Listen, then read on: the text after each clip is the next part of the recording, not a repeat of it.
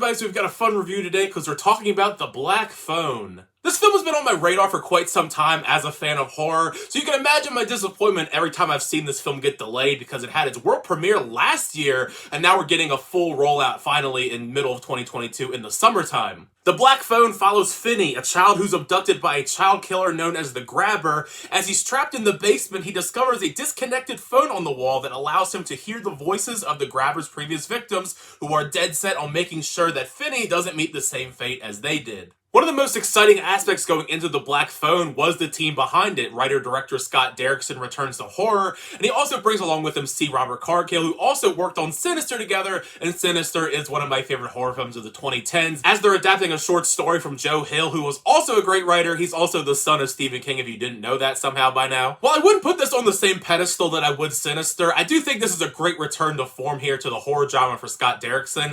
It does give off very similar vibes to Sinister, though, in a lot of different ways. Derrickson does such a fantastic job crafting creepy atmosphere that feels authentic to the setting of the late 1970s, and it really adds to the unsettling tone and nature of the subject matter. Mixing horror with the supernatural is always something that I quite enjoy in the genre as long as it's balanced well, and this film does balance it quite well. Conceptually, it has all the ingredients to make a great horror film, and just enough sprinklings of supernatural here to keep things interesting while also delivering a unique experience. While the majority of the film's runtime is set within this dirty basement, the film does a great job utilizing its scares in a lot of different ways. When you're limited on locations, you do have to get a bit more creative, and I found a lot of the way that we utilize those scares to be quite scary and unsettling, and it kept me on edge the entire time, even if we are mostly focused in the basement. Part of that, I think, is thanks to the way that we incorporate the previous victims of the Grabber, all these scary-looking children. They look extremely terrifying, and add on the fact that they have these distorted voices that sound like they're coming through a telephone.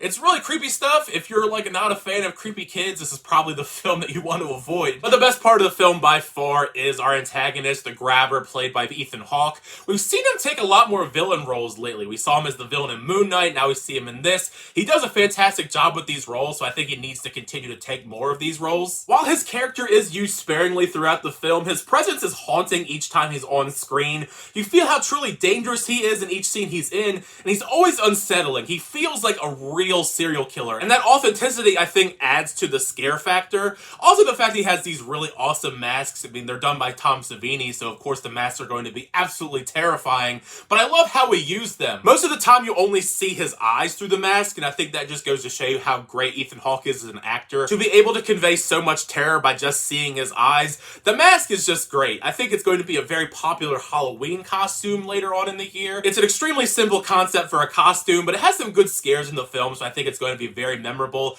I'm not a huge fan of jump scares in films. I do think that most of the time they are very cheap. There are some great ones here in The Black Phone. Something about Scott Derrickson, he somehow has found a way to make great jump scares in all of his films. Sinister had a lot of great jump scares as well, so he seems to be one of the few people that know how to utilize them effectively. Part of why I think The Black Phone is so effective is due to the kid performances, the two main kids especially. Both of the leads, the kids who portray Finney and Gwen, really sell you on what's happening. They're great child actors. They help immerse you and hook you into this coming-of-age style horror that's going on. And it gives you a lot of info that makes you want to root for Finney to make it out of this alive, even outside of him being abducted, because we do see he's bullied at school and he doesn't have the greatest family life. So much like the previous victims feel, you want him to be proactive and get out of this alive, and I love that we see him taught throughout the film to overcome that adversity and take on the Grabber head on and try to survive unlike the children did. His sister takes on a much different role because she is trying to race against time to help try and find out where he is before he is killed by the Grabber, but she still is a very fun, snarky character. It's certainly rare in the horror genre to have kids that you actively are rooting for to make it out alive, but this film does a great job at it. The last film I can really remember off the top of my head probably is the It films, which is kind of ironic because that is a Stephen King story. Joe Hill and Stephen King have very similar writing styles, at least in the stuff that I've read from Joe Hill. I actually haven't read the short story that this is based off of, but as a concept, I did want a little bit more by the end of it. It's such a cool concept, and I feel like it wasn't explored super deeply.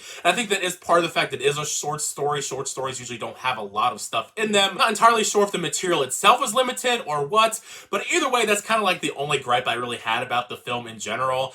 All around, I think The Black Phone is a great horror film. It's one of the better ones I've seen in recent memory. It's creative, unique, and has a fun setup here to go along with a fantastic villain performance from Ethan Hawke that's going to probably scare the crap out of you. I'm excited for everyone to see it when it hits theaters very soon. But now you've heard my thoughts on the film, make sure you share your thoughts down below. What did you think of The Black Phone? Did you like the film, not like the film? Are you excited for the film if you haven't seen it already? And if you have seen the film already, I'd love to know your thoughts down below, because I know this has hit the festival circuit to some degree because it is a 2021 release. Either way, share all your thoughts down below, because part of the fun is having the conversation with you guys in the comment section down below. Thank you guys, always checking out the reviews. I really appreciate that. Make sure to like on the video. Also, subscribe to the channel if you haven't already, so you're always up to date with my review distractions, unboxings, and more. For the next time, I'll see you guys later.